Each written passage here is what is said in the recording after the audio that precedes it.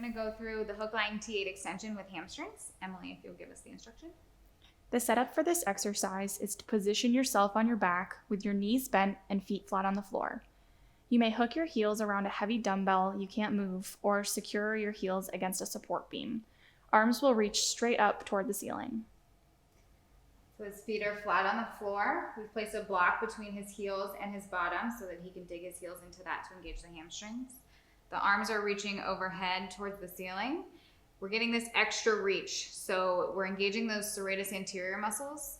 So you're constantly reaching towards the ceiling during this exercise.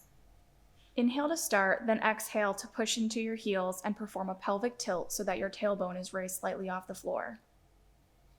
So the feet are digging into that block, almost like you're scraping mud off the bottom of those shoes. This is going to help give you this posterior pelvic tilt, which will keep the low back flat on the table. Maintain that hip position as you float your arms overhead towards your ears and inhale without letting your lower ribs raise. So the arms are going to move overhead while still reaching towards the ceiling. As he does this, the lower ribs are going to stay down in and back. You'll feel those oblique abdominals engage and the low back stays flat. It's also important to remember to keep those hamstrings engaged by digging the heels in.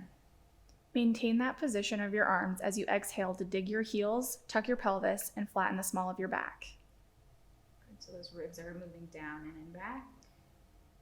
Inhale again and try to reach your arms further back overhead without allowing your lower back to leave the floor.